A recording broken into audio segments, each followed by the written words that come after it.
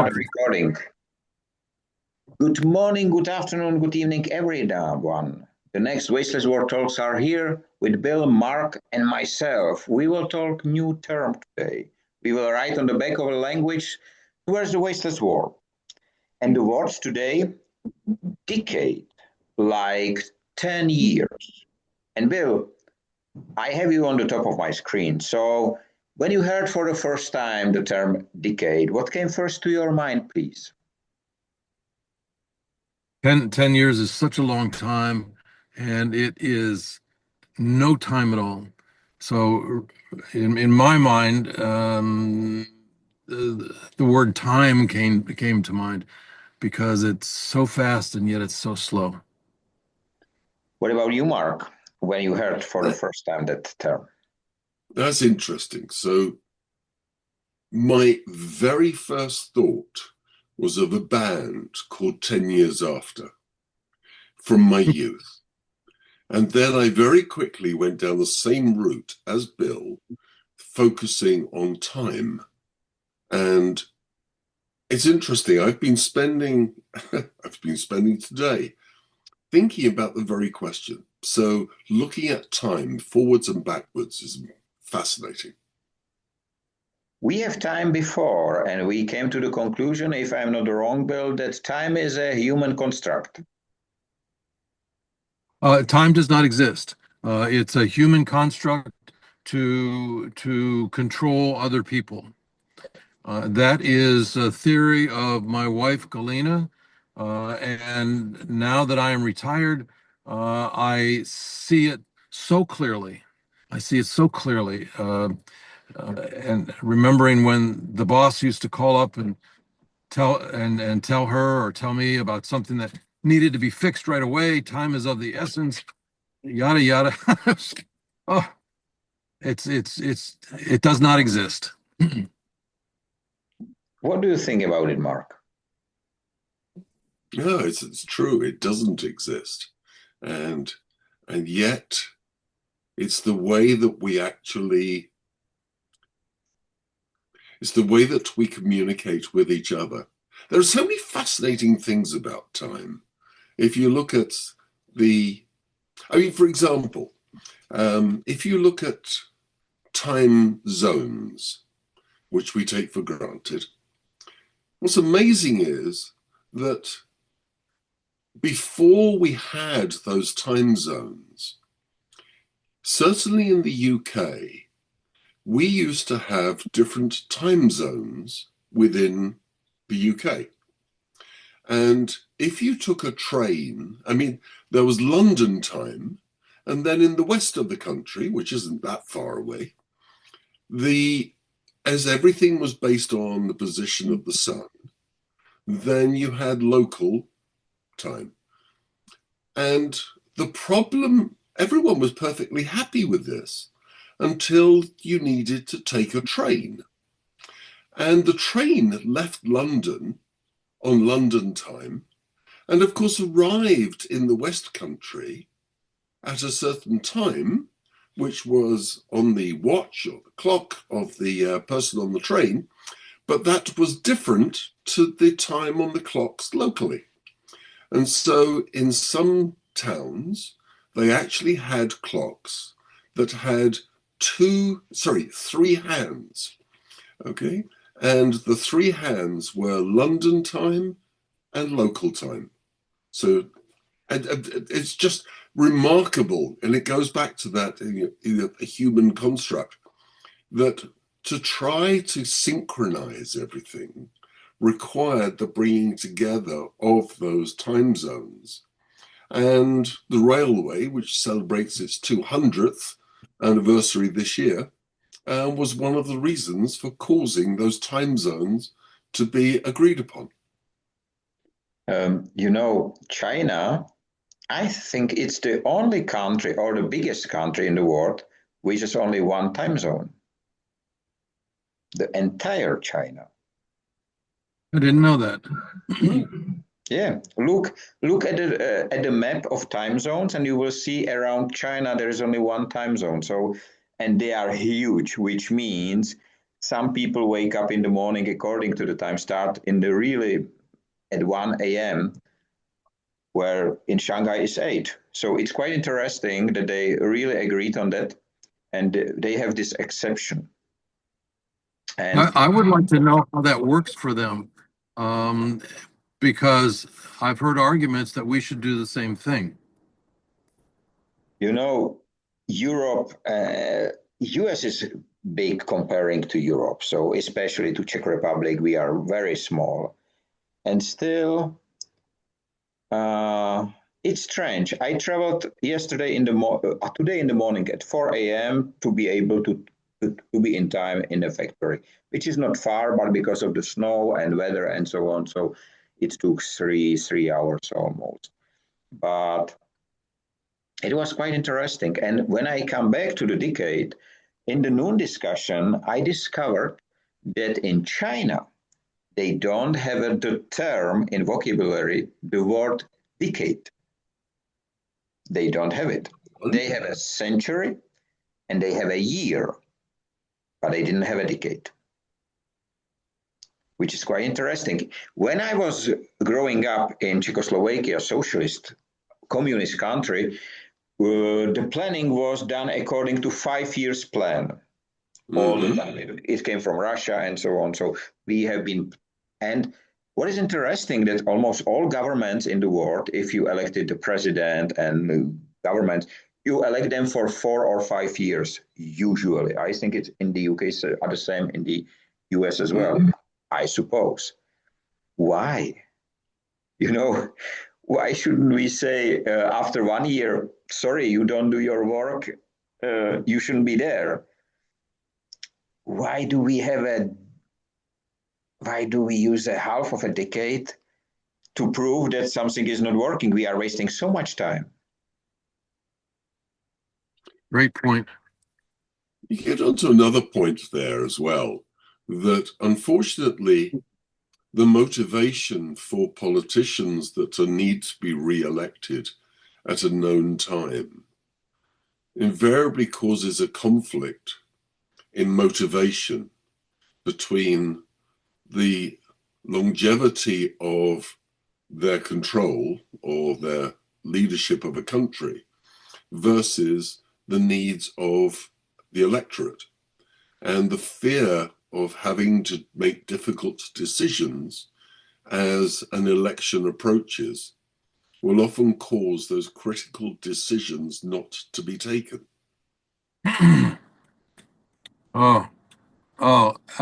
That, yes, absolutely. And this thing that we have created, time, it works against us. If we could somehow just get rid of time and talk about good ideas and what's good for the people, and stop talking about time all the time. Great topic. I also find it interesting. I always find it interesting the way that we seem to perceive time in a different way depending on our age. So, if you look at summer holidays for school children, they feel like great long holidays, enormous periods of time. And of course, in the life of a child, a day is a significant proportion of their life to that point in time. As we get older, a day is a much smaller component of our life, which means that time seems to fly by much faster. And it's just interesting, this difference in perceptions of time because of age. And by the same token, if you're doing something that you really enjoy, Michael, when you are with Jane, time flies. You look at your watch, say, how did it get to be that I have to leave, or we have to, whatever. Time flies by. If you're doing something that you don't like to do, like sitting in a stupid, useless meeting, then time drags. So it's all in the perception.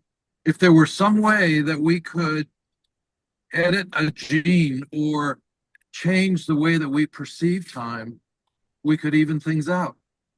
Bill, that I do not wear any wristwatch, and I don't use any for 10 years.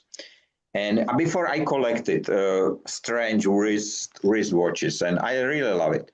But since I give it away, really the time become my friend. I am not being pushed by time. We are friends. I know that I will never catch him if I try. It's not my enemy. Before, when I ask people about the time, what is their relationship to time? 90% of the people say it's my enemy, including Jane, to be honest. But I'm trying to give her the same opportunity which I have to really perceive the time as a friend. And it's unbelievable. I saw it with my granddad, He was 100 and still he was not pushed by time. I do remember his words when I have my 50th birthday. He was at the time 98. And he said to me, Michael, with 50, the best part of your life just began. And I didn't know what he means, but finding Jane and so on, I realized today how right he was, And it is fascinating. The 10 years. One of the questions which I asked my in the noon discussion was, do you remember, or is there any best decade of your life?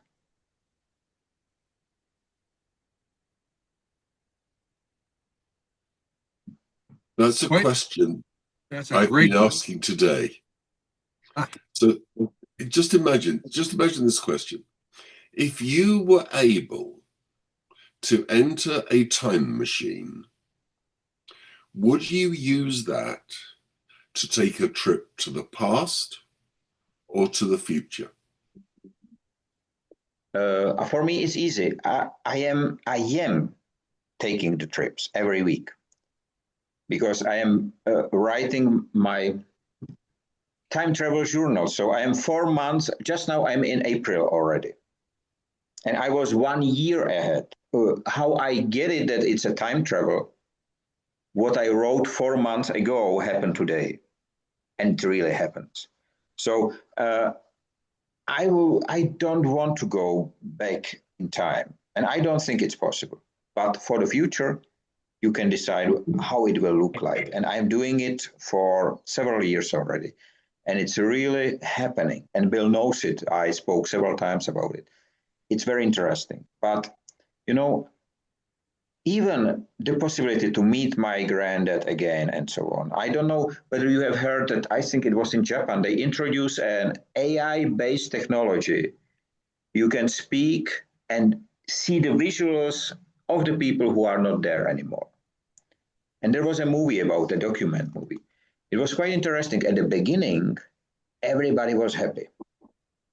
And at the end, it was depression because it was just an image. It was very perfect, but you cannot touch the person anymore. So it was really very interesting document, but that's my answer. And I don't know how Bill does it feel if there is anything like that. Oh, there are so many aspects to the question you just asked. I almost don't know where to start. I would not go back. I live my life looking at the future. I call myself a futurist. I write about 10 or 20 or 30 years from now, and the three of us have conversations about our wasteless world, or what it will be like, what will change, how do we make it change. So we are living just by these excuse me, just by these conversations, we are the time machine. Our writing makes the time machine. Mm. And what about you, Mark?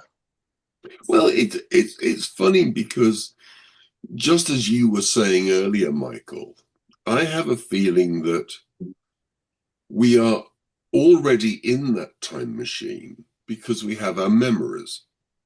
So you remember your grandfather, you can remember different moments in your life, and you can take yourself back to them. You can picture those conversations. You can't physically touch the person. And it would be wonderful to be able to have a hug with a parent, a loved one that's no longer here. But beyond that physical contact, we're able to go back in time without too much difficulty. It's difficult to go back before we were born in time, but nevertheless, we can go back. And I was thinking that I was looking at some research today which showed that when people were asked, would you like to go forward or backwards? The majority said they would like to go backwards. They'd like to go back in time. And particularly women were keen to go back in time. And then I came across an amazing video of young children, young children from 1966, I think it was, and they were asked to describe the world in the year 2000. And then they repeated the program in 1986 and asked those children to describe the year 2020. And what's astonishing is that their views, anticipation of what was to come in those future decades, was almost identical, even though there was 20 years, 2 decades between the sets of interviews. And I found it amazing that their views really had not changed that much. And one of the girls said, computers, I can't remember exact words, but it was something like, computers are taking over everything, computers and automation. By the year 2000, there will be no jobs for anyone. And I was thinking, it's really strange. If you asked a child today, I suspect they'd give the same answer. Not only a child. That's interesting. I don't know whether you have seen the interview between Elon Musk. It was in Saudi Arabia a few days ago. Elon Musk and this head of NVIDIA. I don't know what's his name. And Yeah. exactly, Elon says, I am not a friend of him. He is 6 months older than me.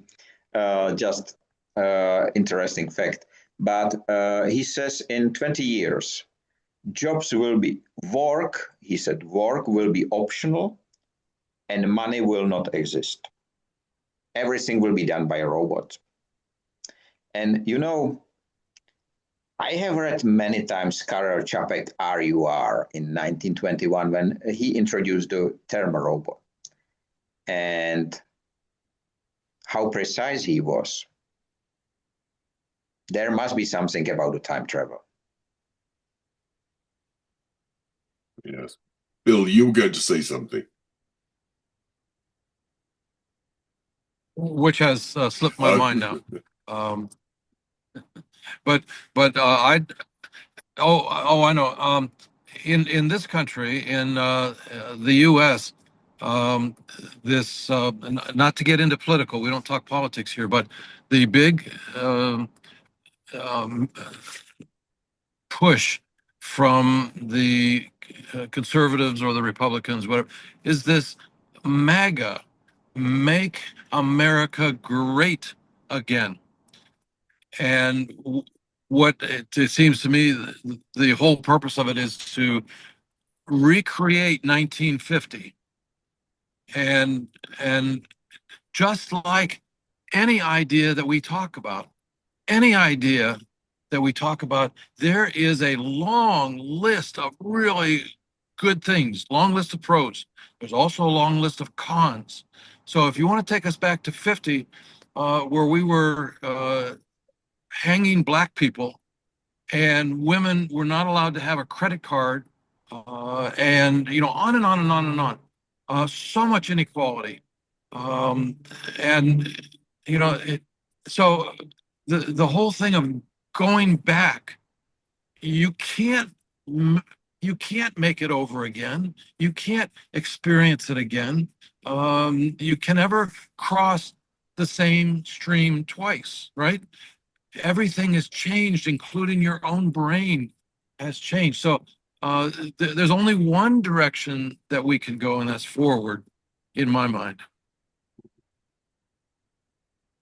I think you're very right there, Bill. What is interesting is the way that people will talk about the past in an extraordinarily revisionist manner. So they Yes. will always go back and pick what they want. I recently read Robert Putnam's book, is it Upsurge, which looks at differences in income inequality over the last century. And as he looks at core factors like the state of education, the quality of education, employment, incomes, health, these core things, basically, in his analysis of America, it hit its peak in about 1968. That's when there was the lowest imbalance. And since then, there has been a slide such that education, health, inequality, or rather the gap between haves and have-nots, has just got bigger and bigger and bigger. And it's interesting that when you look at that analysis, it doesn't tally in with these revisionist images of the past. We have this similar situation here in the UK, where with populism, with nationalism, we see people proclaiming themselves to be patriots and pointing to the fact that we must have no immigrants within the country. And of course, it's absolutely hilarious because, number one, the UK is only made of immigrants. There's a very small group of Celts, Anglo-Saxons who were here originally, but the Romans have been in, the Vikings have been in, the French have been in, most people have been in. And of course, when Britain ran into trouble during the First and Second World Wars, who did it reach out to? It reached out to its colonies, the British Empire, and had millions come in to help fight these wars. And many of those people came and settled because there was a desperate need for labor. And society couldn't cope without that immigrant labor. And yet, this notion that everyone's white, okay, and everyone was born here, and they've always been here multiple generations, is such an absolute falsehood. But it's incredible the way different people, for political motivation and whatever, will always take these revisionist approaches. The past was not as rosy as we might like to think. We might have wonderful memories of it, but I agree with you. The exciting thing, we know our own past. We have no clue about what's coming. And it's fascinating to know, are we actually building and developing the things that the world will need in the future? It's quite interesting. You are mentioning that we know our past. I have a little trouble with my brain. I was cured by white hypnosis. I was stuttering as a child after something negative in my life. Mm-hmm. And this white hypnosis erased my memory. I do not remember anything till I was 20. Nothing at all. My memory is my mom memory, my dad memory, but not my own. it's a very different feeling. And that was very interesting with Jane, because Jane was my schoolmate in a college. And when we feel this very special tie in the car, she said, "You don't remember?" And I said, "What?" And I really did not. And then she told me that I asked her to be my girlfriend already at the time, but she refused, which was quite interesting. And just now we have been doing some rearrangement in her flat, and she has photographs from the time. You know, I took it in my hand, and it was like a time travel. I saw her face, and for a second, I was there. I was crying from the whole evening. I was really crying and so on, because it was so intense that I think that for the time machine, even if our memory is lost, is such a small thing needed, just a fingerprint or whatever, which somehow wake up the brain. And I know the memory is there. It's just locked under a lock. I cannot access it if I wish to. But it was so interesting. And when speaking about the decay, do you think, I know we spoke about a different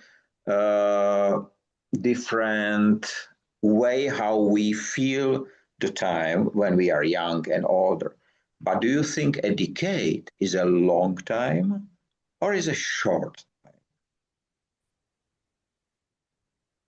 From your It's as long as a piece of string. Take it from me. It is very short.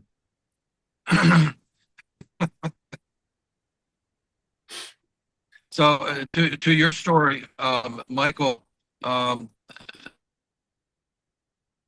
brain.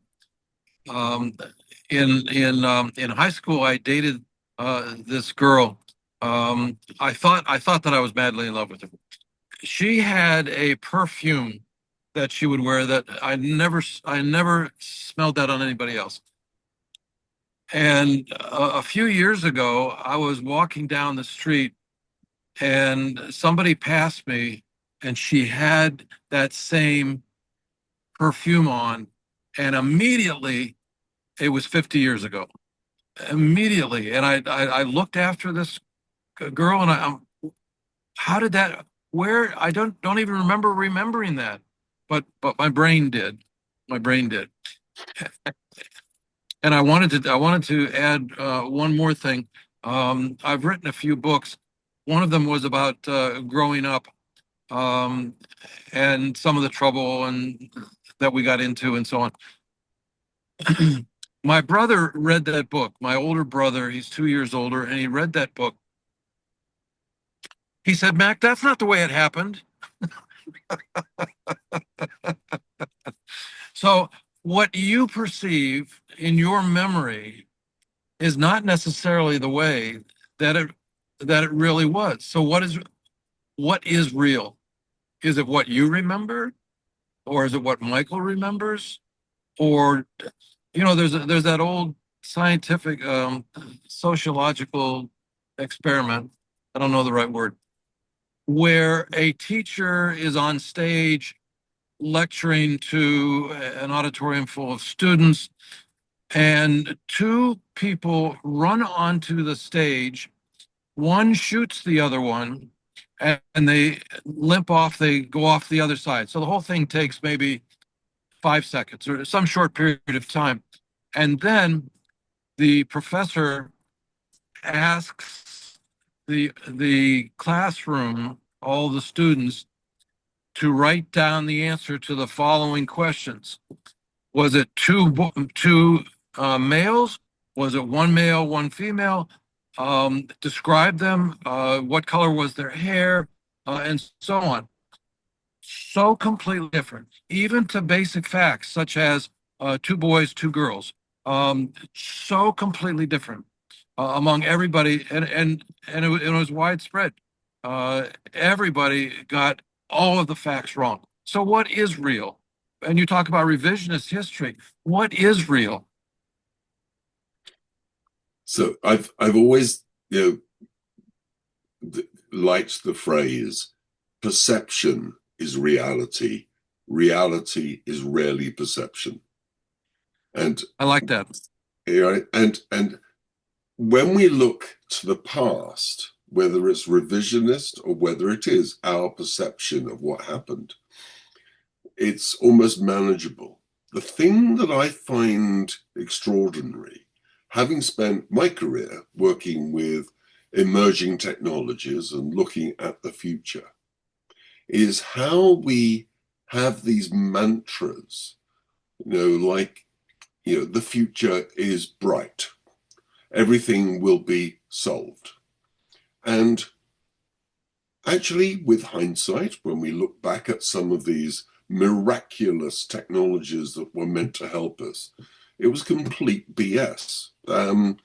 And we suspected it at the time, but if the narrative was told in a very convincing manner, or if we wanted to believe, then we would. And I think Elon Musk's comment that you said earlier, Michael, about the future and there being no work. I wonder if slavery will be continuing, but that's another matter altogether.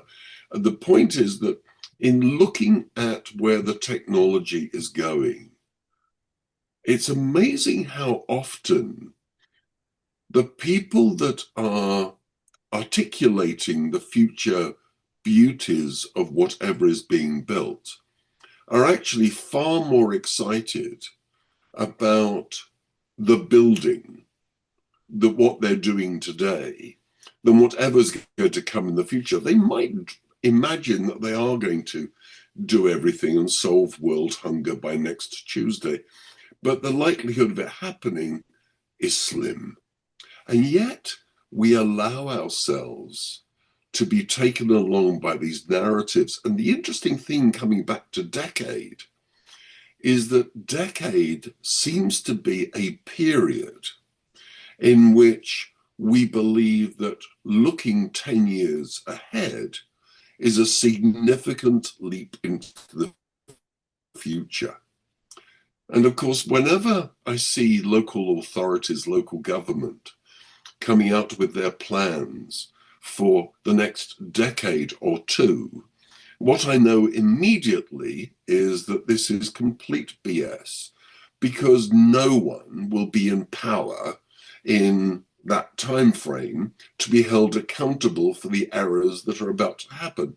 And yet we still play around with these narratives.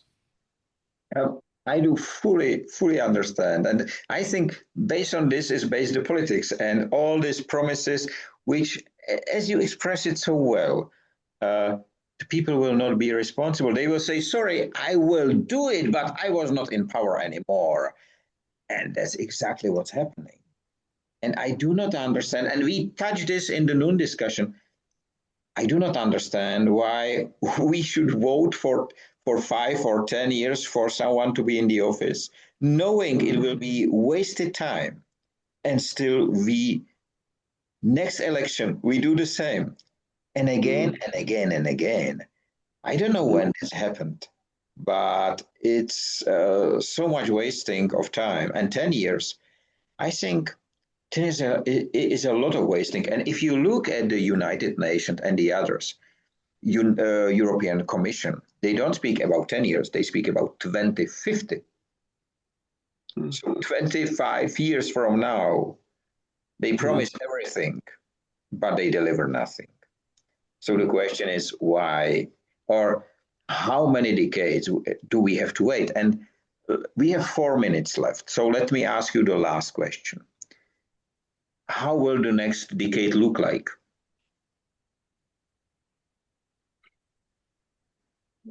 I help myself out of answering that one. I haven't a clue.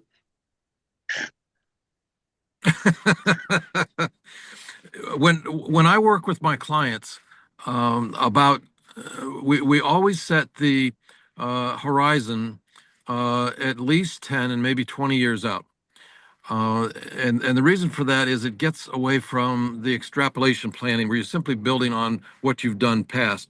And so you're always looking over your shoulder, and you need to break that chain, and you need to envision the future and figure out what the world will look like in many different aspects, what tools we'll have, what is the future of work, and so on, and build a library of the future of because nothing is just a computer or a AI or it's all combined, and so we have to understand all of it, and we call it the shiny object.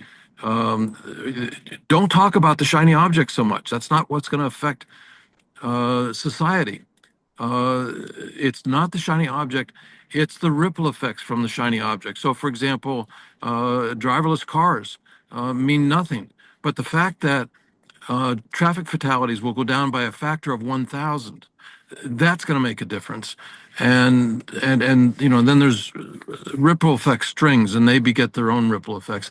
So let's not concentrate on how many computers there's going to be, or what the next cell phone is going to be, or go to Mars or whatever. What's going to be the ripple effect of that? And so those conversations are fascinating, especially when you get a number of people who are going off in their own direction, and we call that a popcorn discussion, because this guy's got this idea and that person's got this idea, and it all goes together. It all goes together. But anyhow, so in answer to your question, tomorrow's going to be great. Tomorrow we're going to love tomorrow. We're going to be so happy. That's my that, that's my opinion. We have one last minute left. And in 5 days, the Industry 5.0 will enter second decade of existence. This is one of the reasons why I choose the term. And, I never thought when I wrote the first article that a term which nobody used before will not only survive 10 years, but it will go in the next 20 and it will influence every single one. But for now, thanks a lot for a great discussion about a decade. Have a nice time free of waste and wasting in all its forms. Stay safe, be free, be human, and enjoy the decade as you enjoy the one which you love most. And see you next week. Bye-bye for now. Bye-bye.